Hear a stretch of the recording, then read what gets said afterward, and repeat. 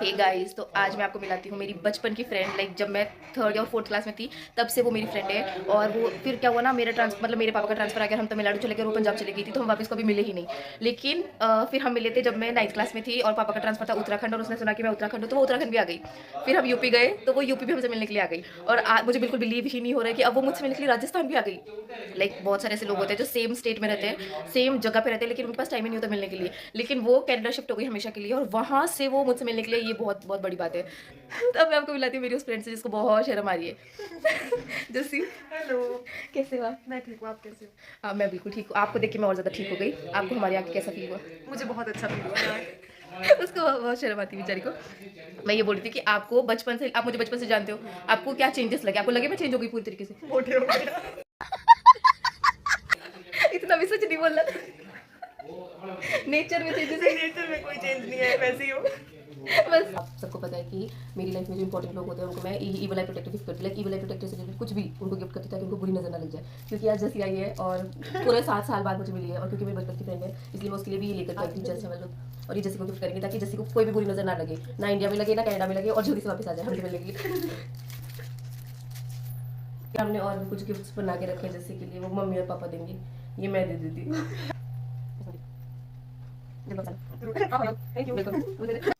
Then आज हम आए जोधपुर एक्सप्लोर करने। आज जितनी हो सके उतनी जगह एक्सप्लोर करेंगे। और सबसे पहले हम आए थे उमेद भवन। देन हम गए मंडोर गार्डन, जहाँ हमें देखिए बहुत ही क्यूट सी ट्रेन, और हम बिना सोचे समझे हम जल्दी से बैठ गए इसके अंदर। तो मम्मा, जस्सी की मम्मा और जस्सी सब लोग एक साइड बैठे थे, और हमारी साइड बैठी थी मैं और पापा, और हम लोग देख रहे थे ये सारी जगहें। बहुत ज़्यादा सुंदर था बाहर का व्यू, और इस ट्रेन में बैठ के तो और भी ज़्यादा मज़ा आ रहा था, बिकॉज ये बहुत ही क्यूट सी छोटे बच्चों वाली जो ट्रेन नहीं होती उस टाइप का फीलिंग दे रही थी हमें। और कहीं भी घूमने जाते हैं तो सबकी वीडियो फोटोग्राफी का जो ज़िम्मा है वो मेरे कंधों पे आ जाता है, इसलिए मैं सबकी वीडियो बना रही थी और सब लोग मेरे को पोज दे रहे थे। देन हम रुके एक राजा महाराजा टाइप के कैफ़े में, जहाँ का व्यू बहुत ही ज़्यादा अच्छा था। तो संग ने बोला मेरी एक वीडियो बना दे प्लीज़, तेरे यूट्यूब पे मेरा वीडियो लगाना। तो मैंने कहा चल ठीक है बना देती, तू भी क्या याद रखेगा, तेरी बहन यूट्यूबर है अब। फिर हम आ गए वापस घर, और आज जस्सी को खाना था प्रॉपर राजस्थानी खाना, इसलिए हमने जो है आज उसके लिए स्पेशली, जैसे राजस्थान में खाना खिलाते हैं बाजोट पे बिठाकर, वैसे उसके लिए जो है खाना अरेंज किया, और मम्मी ने सब कुछ उसका फेवरेट डिशेस बनाया था जो भी उसको पसंद है। जैसी हाय, हेलो।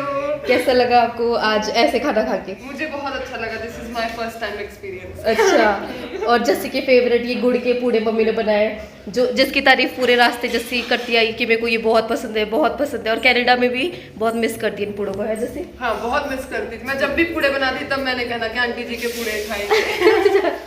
मम्मी आपके पूड़े देखो कनाडा में भी फेमस है। और आज थी जस्सी के